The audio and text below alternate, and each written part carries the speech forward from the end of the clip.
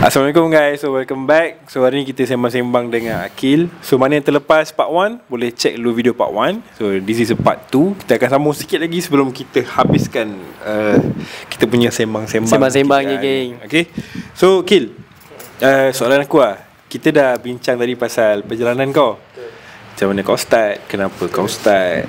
Lepas tu kita dah bincang apa yang kau lalui, cabaran semua. Ni aku nak tanya kau setibanya kau di Malaysia balik. Maksudnya kau dah balik Malaysia balik. Okay. Aku yakin lah mesti ada satu momen atau satu masa yang kau duduk seorang-seorang, kau terfikir balik, kau recap balik. Apa yang kau dah belajar, Akil? Daripada muhasabah diri. Muhasabah lah. Yelah. Okay, aku boleh ringkaskan dengan 3 atau 4 bahagian lah. Okay, baik. Pertama, mungkin di bahagian pertama tu aku dah usaha dan ikhtiar lah. Usaha ikhtiar sama Usaha ikhtiar tu aku contohnya aku training fizikal, mental, aku dah bersedia. So aku dah sehabis baiklah aku usaha ataupun dah all out lah. So dalam sepanjang aku di Malaysia, Thailand tu tak ada apa-apa berlaku. Tak ada apa-apa berlaku means usaha aku ni dah sebaik yang mungkin, means aku dah betul lah. Maknanya aku punya persiapan tu. So aku berdiri atas usaha aku. Usaha ikhtiar aku sendiri. So apa yang jadi di bahagian kedua tu, aku lupa nak tawakal kepada Allah. So aku lupa diri lah. Mungkin aku lupa diri. Kau lupa diri, Gil? Ya, lupa diri. First time lupa diri ke macam mana? Mungkin first time lah. Banyak kali sebenarnya. Tapi first time untuk perjalanan tu. Perjalanan ni part lupa diri. Part lupa diri. Yelah, kita rasa kita dah berjaya. Maknanya ujian demi ujian, struggle demi struggle tu kita dah berjaya lalui dengan atas usaha diri sendiri. Bukan atas tawakal kepada Allah ataupun berserah diri kepada Allah tu. Tapi aku rasa lebih kepada time tu lah. Sebab dah cross border ke Laos tu, lah banyak aku dah lalui tu. Sebenarnya yang aku ceritakan sebelum ni kan. Yelah. Tapi bila dah sampai di Laos, aku dengan senyum lebarnya, rasa bangga dirinya. Ini atas usaha aku sendiri aku rasa ni. So ketika itulah bahagian kedua. Bahagian kedua, Allah timpakan bukanlah musibah tapi ujian bagi orang yang lupa diri. Betul.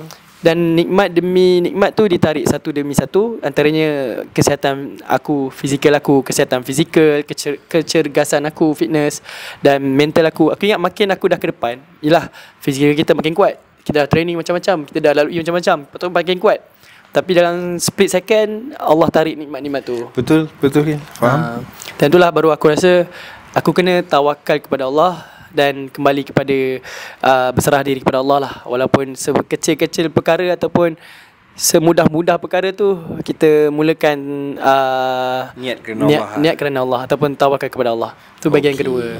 Faham. Kalau aku boleh mencelah sikit, yelah macam tadi kan, dekat part 1 Akil ada bercerita kan, dia dah bersiap sedia fizikal, dah training 3 bulan 6 bulan kan, persediaan. Lepas tu mentalnya pun Akil beritahu tadi yang kau dah ready kan dengan life kau sebelum ni yang challenging, yang mencabar buat kau dari. Tapi itulah, bila sampai satu tahap yang macam kau cakap tadi, bila sampai Laos kan, lepas tu Tuan uji sikit-sikit dan Tuan ambil kan. Okay, terus lagi. So part ketiga lah. Part ketiga tu bila aku dah mula berserah diri dan situasi makin diuji lah, makin sukar, makin banyak perkara yang datang lah, faham. Kiri dan kanan lah, hujan tu ditimpa kan. So time tu lah baru aku teringat satu perkara yang aku kena buat, iaitu berdoa. Ketika tu aku ketika di mana suhu dah makin mencecah -20, aku pun dah give up juga masa tu aku cakap kan, give up. Dan aku ambil flight ke UAE. Bila di UAE, aku tak tahu nak recovery semua tu, semua benda tu. Contoh dari fizikal, mental, semua tu lah kan. Apa jadi, lalas aku berdoa kepada Allah. Mungkin kau boleh kuatkan diri aku semula dan datangkan sesiapa pun untuk membantu aku untuk teruskan misi kayuhan ni ke Mekah. Kalau tak ada, aku takkan sampai pun. Aku akan balik. Contoh aku akan balik. Aku akan patah balik.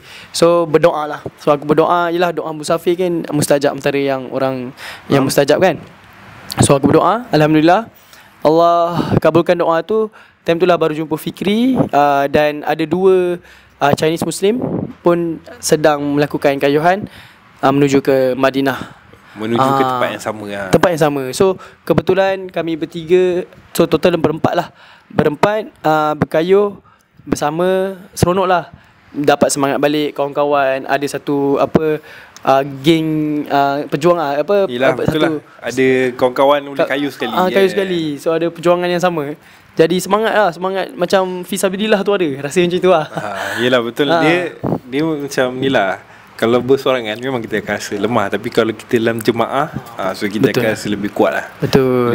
Lebih support each other tu balik kat situ lah. Lebih seronok. Jenis tu lebih bermakna. Bermakna. Banyak momen yang indah kat sepanjang perjalanan tu. Okay. So lepas berdoa, satu je aku rasa part yang last ni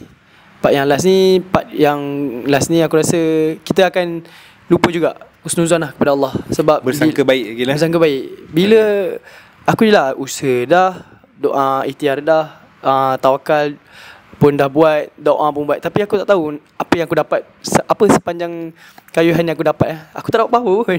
Yalah, orang cakap di dunia ni kita nak harta, kita nak fame, kita nak fame kan, megah kemegahan semua tu kan. Tak ada apa-apa pun, balik just macam aku macam orang biasa juga, tak ada apa-apa. Nak cakap aku tiba jadi kaya pun tak ada. Aku sama je, tak ada apa-apa pun. InsyaAllah rezeki tu ada. Cuma itulah, mungkin aku terlepas pandang. Aku lebih fokus pada elemen keduniaan daripada sisi keduniaan tu berbanding akhirat. Mungkin husnuzan tu patutnya bersangka baik. Mungkin Allah simpan perkara-perkara baik tu di akhirat, ataupun Allah tahan dulu untuk mungkin di sana banyak ganjaran yang telah disediakan oleh Allah. Itulah. Betul-betul Gil. Apa-apa pun ujungnya kita kena bersangka baik. Baik, betul. Walaupun benda tu buruk di mata kita, buruk di mata manusia, orang sekeliling, tapi sebenarnya itu terbaik untuk kita di sisi Tuhan lah. Macam kita merancang, Tuhan pun merancang. Dan perancangan Tuhan tu lebih baik lah. Betul. Nampak? Aku ni dah macam jadi ustaz lah hari ni kan. Sesi Islamik sikit Sesi Islamik sikit lah. Okay. Asyik dunia je sangat pun tak boleh juga. Betul, setuju. Okay Gil. Aku yakin banyak benda yang bermanfaat lah untuk bahagian yang Akil share tadi. Dan aku yakin juga kepada kita punya viewers ni, dia boleh ambil iktibar lah daripada ni kan. Banyak iktibar yang betul, dapat. Banyak benda lah. Sebab yang kita ni manusia, memang hari ni kita beringat, esok lusa kita lupa. Sebab tu kita perlukan dalam jemaah lah, macam tadi lah. So ada kawan-kawan yang boleh ingatkan balik. Peringatan tu sangat kuat. Betul. Sebab bila dalam komuniti kan, dalam jemaah ni, tu yang best ni. Dia boleh ingatkan kita kadang-kadang dengan cara dia ataupun dengan tindakan dia yang buat kita sendiri tersentuh. Macam okay, aku dah menghala ke tempat lain ni, dah kiranya macam mana, dah tergelincir ni. Kita tengok dia, dia ni bagus ni. So kita kena back balik, kena U-turn balik. Back on track lah. Betul.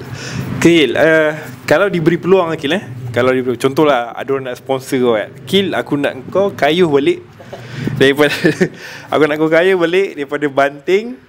Tak nak tak, aku nak kayuh balik daripada Johor ujung-ujung lah ke Mekah. Aku rasa untuk sponsor, tapi tujuan dia apa, aku akan pertimbangkan. Tapi untuk something yang aku rasa aku dah dapat sekarang ni lah, personal punya aim ataupun achievement, aku rasa tak perlu lagi. Cukup lah. Tapi kalau ada sponsor tu ada permintaan sekian-sekian, aku akan pertimbangkan. Tengok macam ni. Betul. Tengok macam ni, deal ni macam mana. Okay, contohlah kalau diberi peluang untuk kayu lagi, apakah perbezaan yang mungkin kau akan buat ke? Contoh. Okay, betul. Aku idamkan sebelum ni untuk ada satu dokumentari yang proper lah.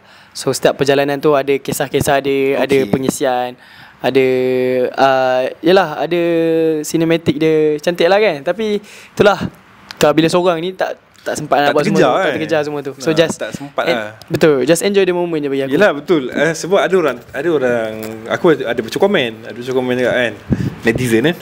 Baca komen dia kata tak dia buat YouTube ke, tak ada buat tu ke. Bila kau dah seorang travel, masa yang ada tu digunakan untuk berehat. Nak recover sebab perjalanan tu jauh lagi kan sakit kan, susah pula nak kayu basikal kan. So Gil, kita pun dah sampai dekat hujung rancangan. Dah hujung rancangan. Hujung aku harap sembang-sembang. aku harap korang berminat untuk tengok part seterusnya. Kalau ada request, kita maybe boleh bawa orang tertentu. Okay, betul tu. Betul lagi lah. Betul. Aku akan ajak Fikri. Betul. Kita Betul. akan dengar. Kita akan dengar. Lagi seronok cerita dia Kita akan sebenarnya. dengar cerita dia pula macam mana nanti kan. So korang boleh komen kalau korang nak Fikri datang. So korang boleh komen kat bawah lah. So okay, geng, seterusnya kita nak tanya Akil lah. Kita nak tanya Akil, kalau lah ada anak-anak muda yang nak buat sesuatu yang besar lah. Sebab bagi aku yang kau buat ni satu benda yang besar lah. Tapi diorang macam ragu-ragu, diorang takut-takut. So apa nasihat kau, Akil? Nasihat aku adalah cari pendirian dulu. Cari apa, Gil? Pendirian. So kukuhkan dari segi pendirian tu, apa yang diorang nak, apa yang diorang tak nak dalam kehidupan. So kena betul-betul clear lah. Betul-betul clear. Make sure korang tahu apa yang korang nak kejar dalam hidup ni. Dan contohlah sektor kerjaya korang ataupun pendidikan korang, contoh course yang korang nak, apa yang korang minat tu, make sure clear daripada awal. Bukan dah setengah jalan baru korang tentukan apa yang korang nak. So bukanlah terlambat, tapi dah banyak membazir masa dan tenaga lah. So pendirian tu penting lah. Betul-betul. Aku pun setuju juga. Sebab first kali korang kena tahu lah apa yang korang nak kan. Betul. Apa korang tak nak. Benda ni sangat susah sebenarnya. Betul lagi susah nak tahu apa yang kita nak, apa yang kita tak nak. Sebab kita ni banyak ikut kawan, banyak Betul. tengok media sosial yang orang ni buat ni, kita nak ikut. Tapi to be exact, yang kita sendiri pun rasa macam 50-50 nak buat benda tu.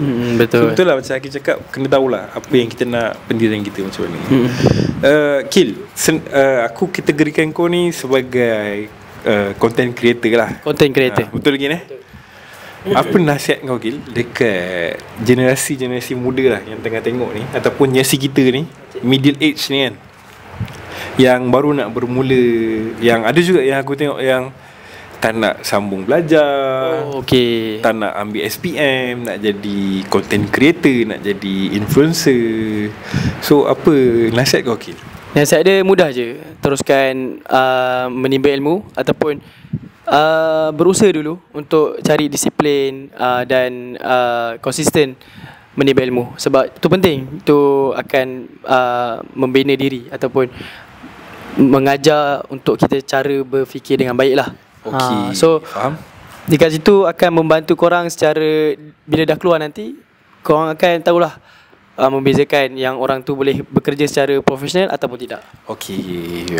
Aku suka point ni lah. Dia punya key point dia ialah membezakan professionalism tu lah.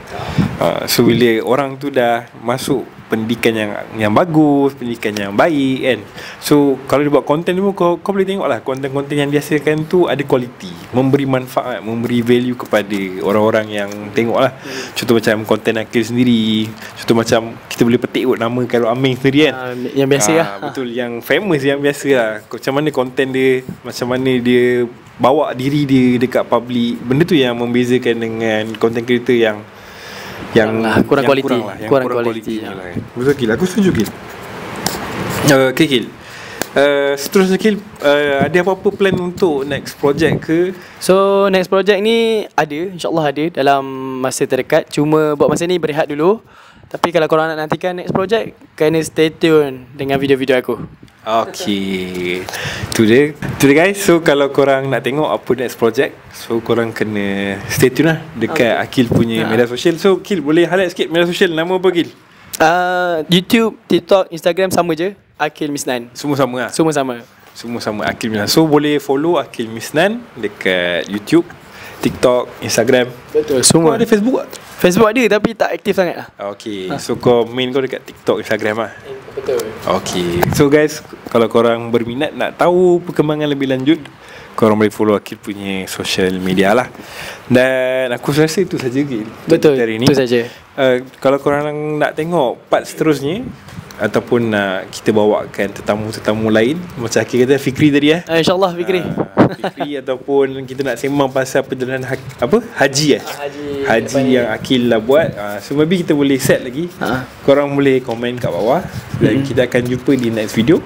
So aku nak ambil kesempatan ni untuk minta maaf anda ada tersalah kata, tersalah bicara.